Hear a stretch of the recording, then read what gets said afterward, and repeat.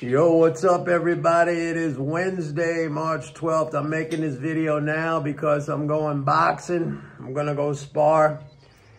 And let me just say something, like, there's no better therapy, man. Like, if you're having a bad day, or if you just feel like the day's not progressing, or if you're not that productive, or you're in some kind of a funk or whatever, just go get punched in the face.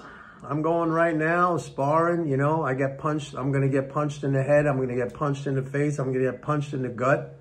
I'll give some back too. But I mean, whatever, you come out of there and you feel like a whole different person. You feel like your whole entire day has changed. Everything, your whole perspective has changed. It's the best therapy. Absolutely, bar none, is the best therapy. If you can do some kind of martial arts with contact, like I do boxing, if you do jiu-jitsu or something like that and you roll, it's fantastic. On that note, not really, but if we're talking like a health-related thing, I just want to make one observation. Have you seen Elon Musk's gut? His gut? Like, I saw him, he just looks enormous. The gut. I saw him in an interview with Larry Kudlow from Fox Business, and he looks like a massive giant, and it's all like in his torso, in his gut. His gut looks totally inflated, and I don't think that's a good, healthy sign. I mean, that just looks like a bloated, inflated mess. I don't know what is in there, but that looks really, really unhealthy to me. Like, his gut looks enormous. And the gut, that's very important. Like, you know, they talk about probiotics and the bacteria cultures in your gut. That's what either keeps you healthy or makes you sick.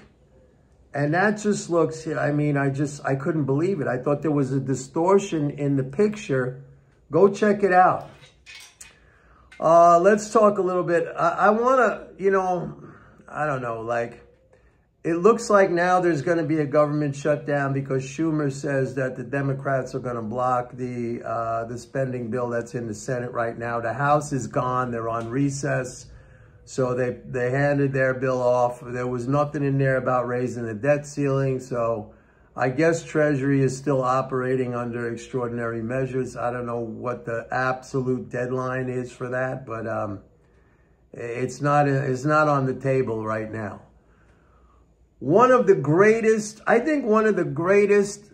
psychoses, human psychoses, you know, madness, mental illness, is this obsession with the debt and the deficit, at least as it pertains to the United States, which of course is a currency issuing country where all of its liabilities are denominated in the US dollar. I mean, people on here who comment, they also have, you know, they have this mental illness, many of them, because I see the comments, okay? Not all of you, and it's great because if I go back and look at the very early days of my videos, it was all about this. Now a lot of you have learned. So today there was a headline, I saw a headline online, like a panicky, hyperbolic, you know, headline, frantic, saying the deficit was 1.1 trillion in the first 5 months of the fiscal year. Didn't even collect enough taxes to cover February, okay? I was talking to you guys about February, how that was a massive net transfer month. The proper way to state that, I mean, you could talk about the deficit on the government side, which is really nothing. It's the issuance of its money. But really the better way to state that is that net government transfers were 1.1 trillion in the first 5 months of the fiscal year. And in February, there were more transfers. The government put more money into the economy than it drained away in taxes. That's the proper way to say it. And now you have to understand, the government has to spend, if the government is going to tax us in dollars, where the tax liability can only be paid in US dollars, it must spend those dollars into the existence, into the economy, before anyone has the dollars to pay their taxes.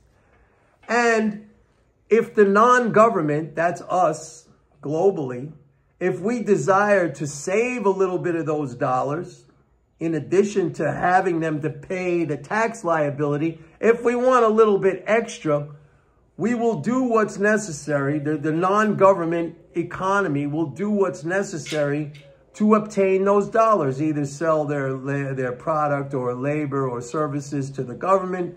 So in effect, the level of the deficit has nothing to do with the government. It's determined, what we say, exogenously, outside of that. It's determined by the need or the demand or the desire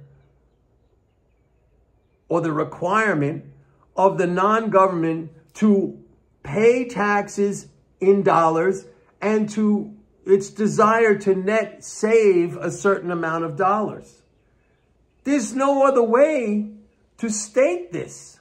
Now, if the government, if the U.S. government says, oh, you know what, you can pay your taxes in yen or British pounds or euro or gold or Bitcoin, then that's a different story, okay? It could run surplus and we would have to acquire the yen or the British pounds or the euro or the Bitcoin or the gold from somewhere else. We would have to sell our labor and our product and our services somewhere else to get those, those units to pay taxes, because the government will say, okay, I'll accept it in Bitcoin or I'll accept it in gold. But as long as it says by law, with bad consequences if you don't do it, that we only take dollars, it has to provide the dollars, which means it has to spend more, or at least spend equal to what it's taken away in taxes. And if it spends equal, that's called a balanced budget, but it doesn't leave anything for us to say, any extra for the non-government to save. And we do, because we want it for like retirement or whatever. Like, we need to have some left over. There usually is a need. If it spends exactly what it takes away in taxes, that's called a balanced budget. We don't have any extra. We have exactly what we need to pay the taxes. And that's, that's never really been the case. I mean, it's been the case. It might have been the case in the days when, we were on a gold standard, but that was a totally different structure. So, when I see these things, this is one of the greatest psychoses of the human, kind, of mankind, this obsession with the deficit without ever trying to really understand what is going on. This is one of the biggest, most profound examples of a mental illness, of a psychosis that has ever existed. And no matter what happens in terms of nothing ever blows up, it's not, we can go, again, this doofus, Ray Dalio, yesterday was saying, we're almost there at the point where nobody is going to buy the treasuries. I wrote something about this in 2011, folks, 14 years ago, when Bill Gross, who at the time was considered the bond king of PIMCO, right? And he said, who's going to buy treasuries now? This was 14 freaking years ago, when I guess the debt at that time was, who knows? It might have been like 12 trillion or something like that. Now it's 36.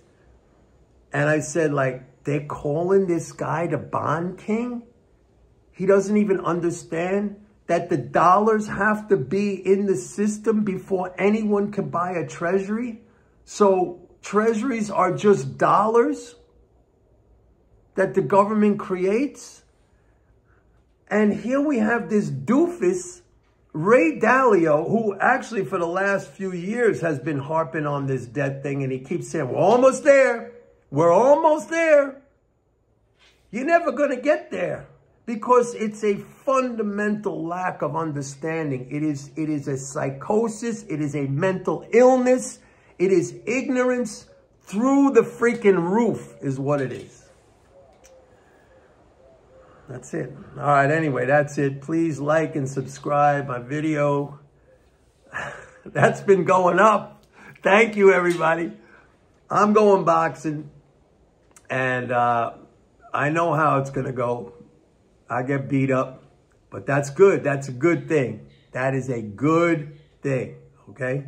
That's also learning, too. You know, like, don't think like it's a one-way street. Like, if you get hit, next time you duck. Next time you take an angle. Next time you parry, something. Like, you try to learn from that. I mean, it's good. It's a good thing. It's a good thing, all right? Okay, everybody. See you tomorrow. Bye.